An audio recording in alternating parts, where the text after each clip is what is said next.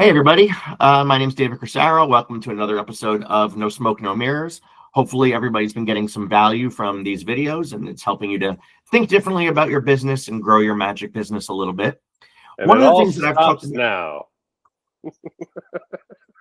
I was doing such a big intro to do It this and I was was. going to set you up so beautifully. Let's go back to that. Ready? Here we go. Take two. Okay.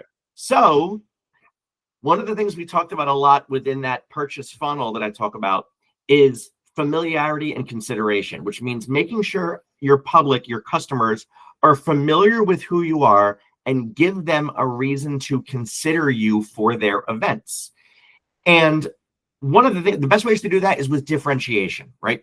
So if you go to a store, Snapple wants to differentiate itself from Arizona iced tea, which wants to differentiate itself from Pure Leaf iced tea, so that when you go in there, you have a reason to buy one versus another. And this cannot be more true than it is in the magic community, but I don't see a lot of magicians doing it because I do think it's really, really hard. It's hard to watch a video of David Williamson doing a trick, learning that trick, and then not doing it like David Williamson. The problem is that if you have a great website and you've got a cool Instagram and you've got a bunch of videos out there, and every video is you doing the same trick as everybody else, and it's you as a mentalist with the hands on the head, and it's you with the ace of spades, that whole thing, you're not differentiating yourself a little bit. And about 2 years ago or so, I got super lucky that I got to become friends with somebody who is just absolutely on fire in the magic world, performing all over the place on tour with the Fooler Show, on tour with the Jokers of Magic show. And I think a lot of that success is due to his ability to really differentiate himself from every other comedy magician out there. Please welcome Matt Donnelly. Hi, thanks for having me so much, David. It's really a honor to be here. I feel almost sheepish about it, but I'm excited. Well, listen, man. I mean, we've only known each other for a couple of years now, but I was super lucky enough to have you on my residency show in New York at City Winery, Magic in a Bottle. And I mean, you destroyed that room. It was like you were born for that room, that venue, that type of audience. And every single trick you did on stage, I remember going, great take on that trick. Such a unique way of using that. Yeah. And I just want to talk to you a little bit about that. I know you have a huge improv background. Do you think that is what sort of caused you to be able to look at the magic world and look at the tricks and customize them better? I think so. Yeah. I mean, for sure. I came to magic late in life, right? And so I started it kind of analytically, and I started it by working on the show Fool Us, right, with Penn and Teller. And so I got to listen to what producers were looking for when they wanted stuff. And so part of my entry point into magic was that, like, you don't get selected for that show unless you have something distinct going on for yourself, and so I think I learned very early that no matter what I was performing, I needed to make it distinct for myself. And that was just because that's basically the way I learned it, And also, I think there's this thing about, when you talk about sales funnels and, booking gigs and that kind of stuff, when you want to be cold business about it, you have to remember that we're artists, and I think we lose track of that because we look up to other people. We want to follow in other people's footsteps. And with magic, there's so many ways to follow in other people's footsteps. There's so many ways to gain knowledge and experience from other people. But you have to remember that the reason why you wanted to perform in the first place is because you are unique, And so, yeah, when I taught improv, I would, teach, there's the 7 pillars of art. For like how to like go and attack like how the art of whatever you're doing, right? And this was passed on from an improv teacher who used to be a jeweler, and it's passed on to him from jewelry people. And it was emphasis, proportion, rhythm, balance, harmony, unity, and grace. Holy cow! Okay, can you break those up? It's just go a little slower here so I can write those down. I will. But Please. The spoiler is that I'm trying to get back to the part where it ends with grace. Right? Okay. So I'll go backwards from there. But grace is like, I go through this whole speech and then finish with like, grace is like, you have to remember, like, there's a certain spirit, a certain something to what you're doing and who you are that made you walk in the building, that made you want to take this chance, that made you want to pick up a deck of cards, that made you want to try something for friends. And that moment, that little spirit, that something is exactly what every client wants from you. It's exactly what everybody wants, is to see who you are and why you're different than everybody else. then we go back and we get caught up in the trying to make sure that we can all do the same card tricks or do these things particularly well or gain these particular skills. And then we get in this idea of somewhere in the middle where we're trying to be working magicians, that suddenly we're in this merit-based society where we have to check boxes, and whoever has the highest ranking second deal should be the most successful magician, right? And it's just never been the case with art, right? And it's never been the case with booking, right? Is that people want to have a good time. And so, and so, yes, when I'm attacking a trick or a show, I attack it with emphasis, proportion, rhythm, balance, harmony, unity, and grace. Emphasis as what is the focus? What's like, what's the elevator pitch of what you're doing? What is the trick that you are doing? What is it you're performing? Proportion, your magic effect versus how much time it takes up on stage, right? Like how is this trick great? Yes. Am I trying to turn it? I hate when I hear magicians talk about, like, I can get 8 minutes out of that, or I can get 11 minutes out of that. And the idea of, like, you're squeezing your art to its last drop for minutes as a measurement is, like, really gross to me. So, and I think it's because of that notion, right? Like, if it's, like, for example, I literally bought off the rack an arm chopper from Ray Lum, right? His arm chopper is actually disparaging. It's this beautiful piece of equipment called impenetrata, but I bought it, and it's because I just want a physical piece of magic. And he said the routine that comes with it is just okay, but can you write something for it? And basically that was his hook, line, and sinker. I bought this thing, and but I began working on this whole thing. I worked on it with Penn. I worked on it with Juan Luis Rubiales. I worked on it with all these people, and I brainstormed this and ended up being this really kind of longer routine. And then I ended up doing the Jokers of Magic tour, and I got challenged to come up with a premise by Nick DeFat saying we should do tricks that got us fired.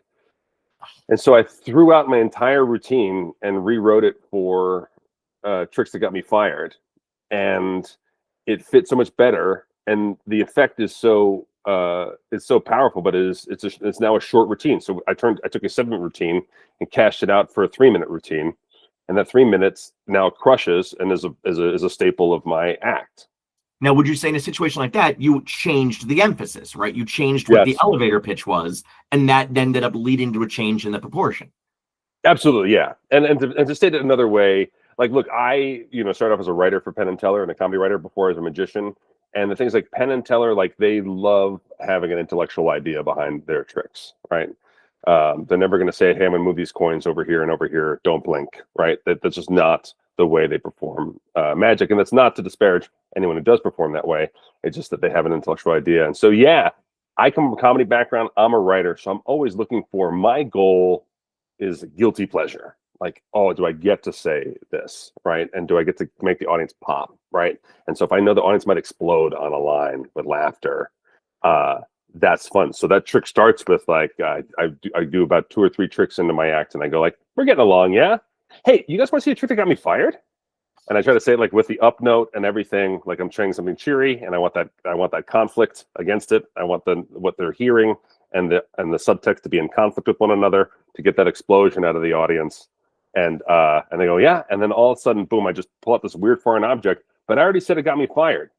So even though I'm bringing out this weird object, which is the big criticism of people who use these types of props, is like, you're just bringing out a big arbitrary magic prop. I already told them I'm bringing out an arbitrary magic prop, right? So, like, that's already gone. The audience is not turned off by the fact that I'm putting out this weird object they've never seen before.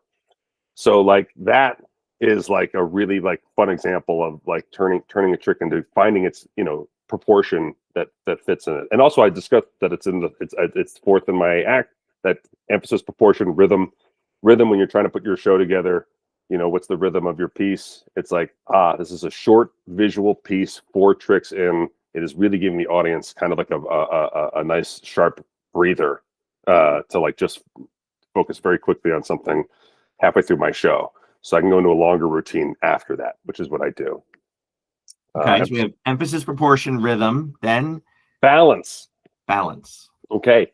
So for me, I really weigh balance with, like, I started off basically being a parody of a mentalist, being Hillbill the Psychic Hillbilly. And so all of my older stuff is mentalism, right? And so I, when I'm trying to put my show together, I actually just look at the effects. And so, if it's a prediction based thing, I don't want two prediction things in a row, right?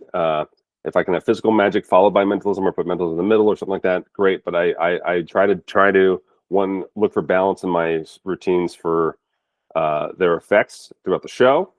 I look for balance as to like where they are visually. Okay, so like this takes place with two audience members on stage, so I don't want to do another trick where I have two audience members up on stage, right? I want to, whatever. And Alex Ramon and I talk about this a lot. Alex is like, when in doubt, when he feels like his show is just somewhere things, he looks at his lineup and goes, which one can I do in the audience? And he just finds a trick that he can go out into the audience and do in the audience, and everyone look at it there. And he just does that for balance. He just does that to like just put something else somewhere else in the show to make the show feel better. And so yeah, so balance is a big word to kind of always look at all your stuff with. But yeah, I try to look at for types of routines, the time, this balance with time, this balance with where it takes place on stage, and on all that stuff. Yeah. So before you get to the last two, I just something popped into my head here, which is, as you're putting all this together, what you're doing is you're customizing and differentiating the trick and the show. And if you make a change to a trick, that's going to change a lot of these for the whole show. Absolutely. Yeah. Like an example would be, I really fell in love over the pandemic. The parlor tricks came out over the pandemic, right? And in it, there's a ring trick in parlor tricks that I really liked. And I thought I could do two-handed as they did it four-handed. And yeah, like I first started playing with it, and there was a new trick, so I had it early in my show, and it wasn't playing, and it was just okay. And I wasn't finding a lot of comedy with it. I was finding enough comedy to make it my own, but it wasn't really becoming like a comedic signature piece for me. And then one show I did, I had basically supposed to have help where someone passed out a bunch of papers to the audience, have them fill out stuff, and I was going to go to that trick, and they didn't pass out the papers, and so I didn't have a trick, and so I had the ring trick in my case as a backup trick, and I bought it out, and I'm like, oh my god, I'm going second to last with this trick, and so because I was like, shoot, this is later in the piece, I got to make this more important. I bring a couple up on stage. I decided to really grill the couple, like really interview them, really try to send it up. And also I'm getting all this extra awesome kind of crowd work accidentally by pumping the couple. And then I did the ring trick, and then boom, the ring comes to, possibly ends up on a string that's being held by them. And it just made the audience go, oh, like gasp. And I was like, oh my God. And I was like, the magic of this has been strong the whole time. I did it early. It didn't fit who I was and what I was doing and doing anything like that. But now you've gotten to know me, you trust me, and now I put all of the onus on, like, hey, no, I'm going to talk to a couple. We're going to really talk. We're going to celebrate somebody else, and really just change the way the focus and the writing on what I was doing, and not change the effect at all, not change the mechanics of the effect at all. And now that trick is in my show, and it is late. And it is late because the later in the show it goes, the more of a reaction it gets. It is really strange. It does not pop if it's second or third. It pops if it's like seventh or eighth. And it's just a weird thing about understanding your relation to the audience. Yeah, but it makes perfect sense because it's aligning with the stuff that you're talking about here. Yeah. All right, so we got rhythm, we got balance. Then what do we do? Emphasis, proportion, rhythm, balance, harmony. I use this for like literally like harmony. So I'm a comedic magician. I need runners. I want callbacks. I want stuff to be in the beginning and also be at the end. In improv, I used to talk about harmony in terms of when you bring connections in and callbacks. And you bring connections and callbacks from characters back from the beginning. What you're doing is you're rewarding the audience for paying attention. I say, like, what's great about doing long form improv comedy versus short form, and when you go see like a Matt King show where you see that Fig Newton come out multiple times and you see stuff come back from the beginning, you get these different laughter, and I mean this like they did like a study of like of brain activity by showing people Far Side comics and stuff, and like the more complicated the joke was to decode, to create, the more areas of the brain lit up to solve the joke, the more people ranked it as funnier, right? Okay. And so, like, when you will recognize something from the beginning and it comes back at the end, and you laugh, like, you consider that, like, the audience really considers that like a pat on their own back. Like, I'm really glad that I got that from the beginning and I remembered it towards the end. You're getting a different credit from the audience besides just a joke or just a trick paying off, right? And so to me, like what makes a show feel like a complete show is making the audience know that if they came in late, they really would not get some parts of the show. And that rewards the people who committed to coming in and being on time and being and buckled in and paying attention from the beginning of the show to later. So I look literally at harmonies, like 3 different notes connecting together is like, I try to find something in the beginning, middle, and end of my show that kind of coalesce in either a joke or a callback from an effect or something in the show to reward the audience for seeing the whole thing. And so that's you can look at harmony differently, like do all your tricks fit together and do they kind of go go with one another. It'd be weird for maybe someone doing mentalism the entire time to stop and juggle, something along those lines. You can look at it that way, but I look at it from a writing standpoint. I'm looking for multiple things to kind of make sense together. Okay, that's interesting. I like that one. That's something that I don't think a lot of people really put together. They just think it's a callback, and a callback is a way to get an extra laugh from it. But I like the idea that the harmony is what connects the whole show together and kind of rewards the audience, right? The audience can stop and go, I get that because I'm paying attention. I'm almost like giving themselves a little credit. Yeah, it is. And that's what you're supposed to do, right? Yeah. I mean, one of the biggest things working with Penn and Teller is every time I try to write something that makes something like super obvious, they would both go like, nope, the audience gets that already. They're like, no, they already understand that. Like if Penn and Teller cannot say something and just let it be out there for the audience to figure out on their own, that's what they prefer. I mean, the greatest example of that is the Magic Bullets, where they never say they're going to fire a gun and catch a bullet in their teeth. They just don't say it. They say they're going to move the bullet from this side of the stage to that side of the stage. Interesting. That's right. I never thought about that before. Yeah. And so like that's like the best example of it. And then they do it so many times. I mean, so many times where I've been like, can we just underline this? And in fact, sometimes as their consultant writer, I fight with them and be like, I really think you could really lean in on this to get a bigger reaction if you just said blank, But if they feel like the audience understands or gets it, they just say that's enough, And I think you're always trying to give a certain amount of credit to the audience. As a magician, I think it's important because it's the only art form that you could, like, there's no like guy playing like crazy amount of amazing, scales on a guitar going like, I bet you didn't think I could do that, right? Like that's not that you don't think a musician is trying to like outsmart you, right? And you don't think but a magician, they are. So, and that's the worst. I mean, for me, I hate that feeling. Like it's like if the trick pulls off and they're kind of arms folded, like if the trick happens good, then I win and you lose. Like that feeling is the worst feeling to have in a magic performance.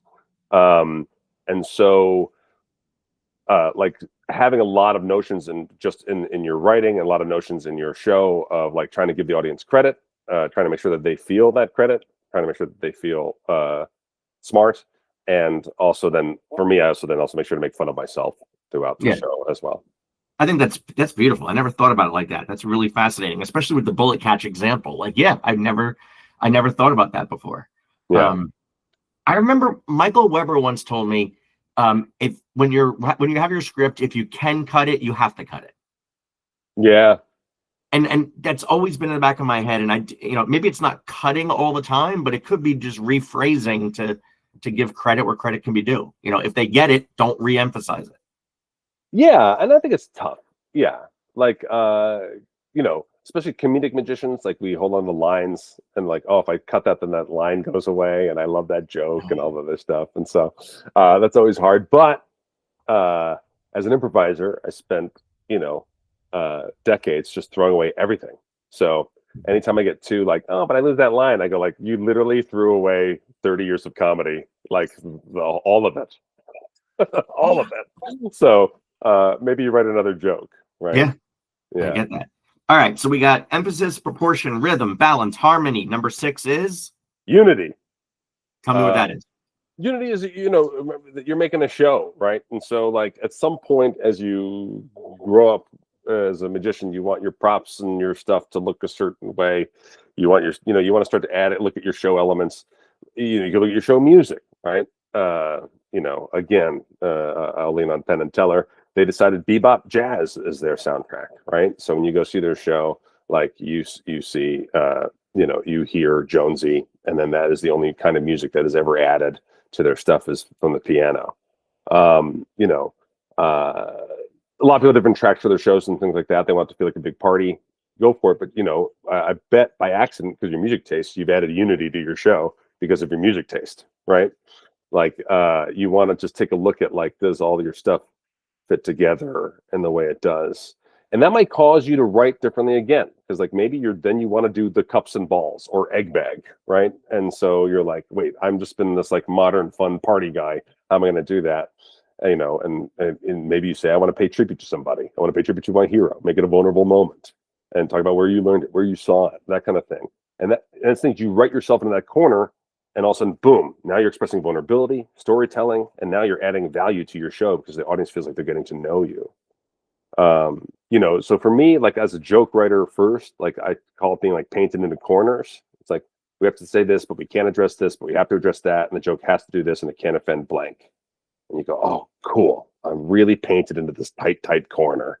And there's a line that I've written that does all of those things. And then you feel like awesome because you're like, boom. And not only did I accomplish one thing, they don't know I accomplished 5 things with that line, And so, yeah, when you're looking at your show, you have to look at it with a sense of a unity of presentation of who you are as an artist and what you're presenting, right? And then start to look at your props, start to look at your cards. And this will happen naturally. Sometimes people switch from using bicycle decks to maybe they suddenly decide they're a blank deck, back deck person, and that's what makes them part of their image, right?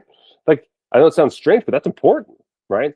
And that domino should push other dominoes. So if you're changing the backs of your decks, what else should be doing that? When I learned improv from before she was on Saturday Night Live, Amy Poehler, name drop, boom. I guess we count Penn and Teller, so boom, boom. I've been name dropping twice now.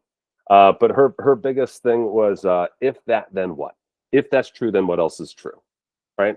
And so your job was every decision you made for your character in improv was like, all right, if he likes this, then what does that say about him beyond that, right? And so the same goes for putting stuff in your magic show. Like if you're making this adjustment, what else did you make?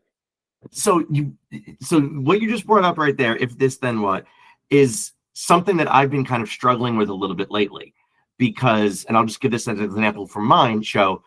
The music I have in my show tends to be hip hop. Okay. I grew up on hip hop of the 80s and 90s. It's what I love. I can talk very passionately about it. And that's the music I have. But when I'm doing like a corporatist show, my walk-on music is a little hip hop. It's nothing bad, but it's hip hop. My walk-off music's hip hop. And somebody who said to me once, yeah, but you don't look like somebody who likes hip hop. And I've constantly been struggling with like, yeah, but I do like hip hop. So no, that's like, oh man, this is what I do. Like in improv classes, they go like, well, he said this, so I feel like I have to do that. But then the improv rule said I have to do that. And I go, yes, that's correct. And they're expressing something that's in conflict. And I'm saying it's not in conflict. You just have to say it in your show. Look at me. I know you're looking at a guy who thinks he doesn't like hip hop. No, I love hip hop. And just boom, like rattle off like 3 guys like upstream beats, where you were when you heard blankety blank, where you were when you heard that. Now all of a sudden I know you, and I can't believe this like squirrely white guy loves hip hop. And then now every time hip hop plays at the end of a trick after that, and I see you like light up, I go like, oh man, I love this guy. I love how you just summarized something I've been struggling with for months, literally since middle of August when somebody mentioned this to me, and you just summarized it so perfectly. No, that's exactly right. I kept struggling with, but I don't look like it. And if I don't look like it, what does that mean? But you're right. It does. The audience gets to know me a little bit. And I think that's what differentiates me a little bit, is when they can walk out going, I know that guy. I understand him. It's not the same magic show I've seen every single time. I think back to Derek DelGaudio's In and of Itself, where when I walked out of that just messed up my head so much because I can imagine. Because I just went, everything in there is so unique. That, to me, like that's again, like I relate to everything as a writer first. Like I was like, oh my gosh, the needle he threaded in that show, the zero chaff, zero magic-y sounding procedure in that show is unbelievable. It is landing on the head of a pin. I mean, it is just, I was like, and I literally was like, oh my gosh, if other people try to do this, it's going to be disgusting. It's going to be horrible. It's going to be atrocious. It's going to be a bunch of people confused. It's either going to be a bunch of people confused with magic not paying off, or a bunch of people telling way too much stories that for a trick that doesn't pay off for the amount of story they just told. I was so unfortunately, worried. we saw some of that after the fact with some other people doing their shows. Matt, this 7 pillars of art you're talking about. So forgive me, I don't know this. Is this like a standard set of rules, or is this what you created? No, so this is the funniest thing, right? This is the funniest thing about the story. And I actually I wrote this story for Magic Live when people were supposed to collect stories, but no one ever said they found this story. But I told the story in an essay for a collection of essays for Magic Live. And it was my improv teacher was Mike Delaney, and he was teaching for the Upright Citizens Brigade Theater. And he had this arm, like infection on his arm, and he was on like a bunch of medication, but he decided to tough it out and teach anyway. And so at the end of class, he drifted into this speech because he used to be a jeweler, and he discussed those 7 pillars, right? And it rocked my world. So much so that I didn't sign up for the next level. Like he taught level 3, and I was supposed to go sign up for level 4 afterward. I turned right around and signed up for level 3 because I said, I have to hear that speech again. And I took his class a second time in a row. And then we got to like the end of like the last class. He's like, I don't know, we're getting towards the end. Any questions? And I literally, my hand like shot up like in like disgust. I was like, are you not going to tell the 7 pillars of art speech again? It's literally why I spent another $400 to take this class, you know? This is 90s $400. Yeah. And he goes, oh, I was on like a lot of medication when I gave that speech. I didn't mean to do whatever. And I go, no. I go, it changed my life. And he goes, I don't know if it should have. I go, it did. Wow. And so he went into it like a second time, more sheepishly.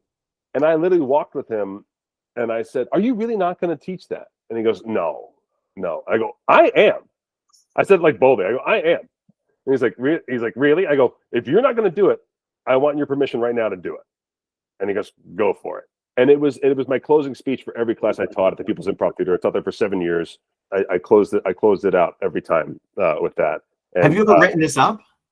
I should have written it up by now. No, okay. I have a loose outline of it. Yeah, okay. Many years ago, people were writing an improv book. I put the outline together and then never finished it because I'm a jerk. But yeah, I'm currently working on another project where I am writing it up, and so I'm wondering if it's going to get written up. But yeah, good.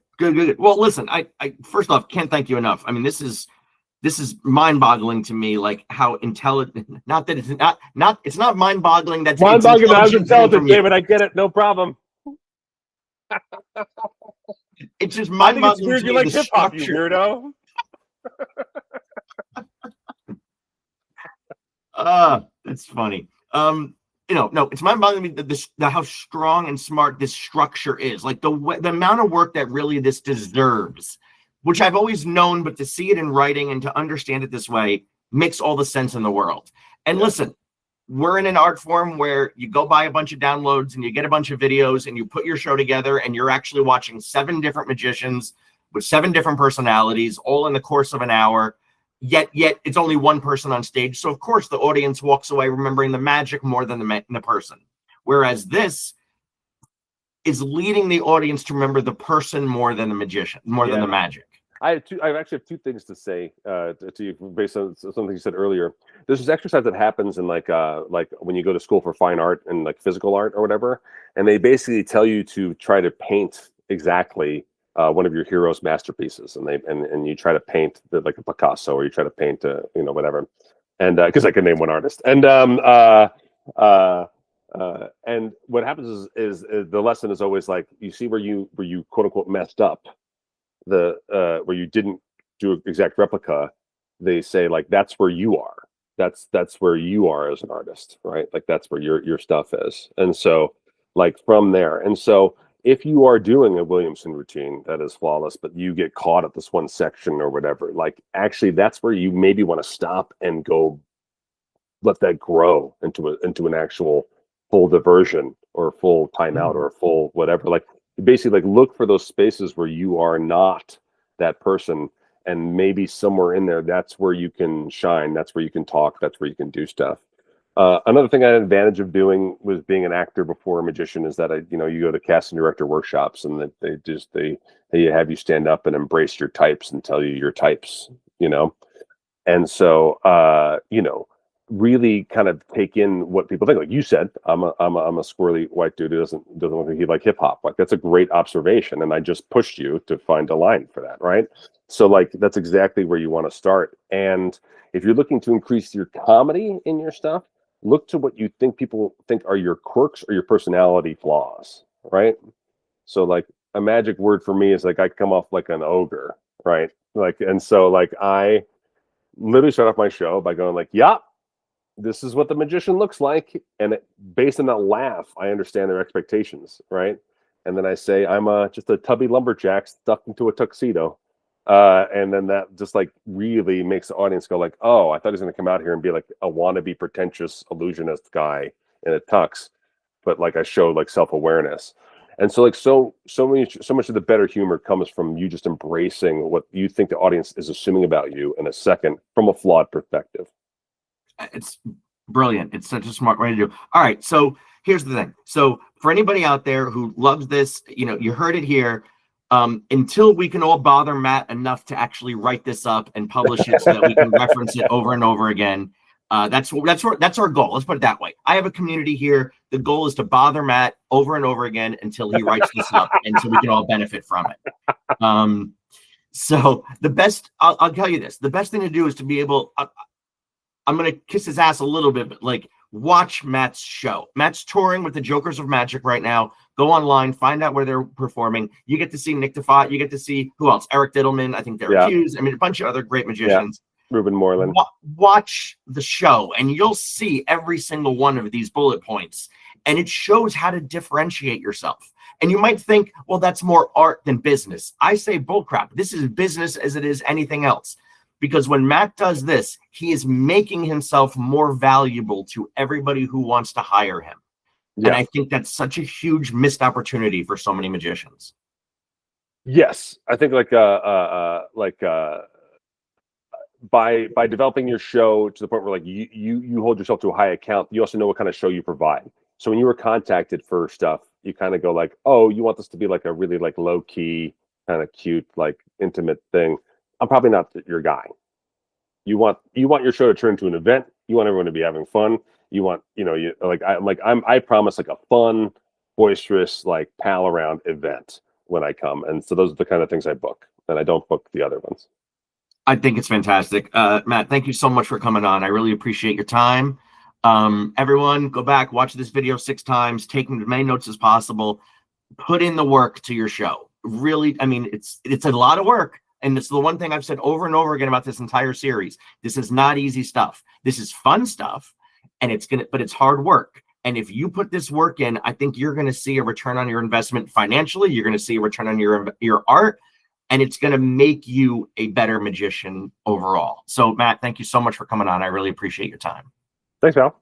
All right, I'm going to pause the recording right now. You and I'll say goodbye. But again, thanks, everybody. Find Matt on Instagram. Send him a DM. Tell him to write this up.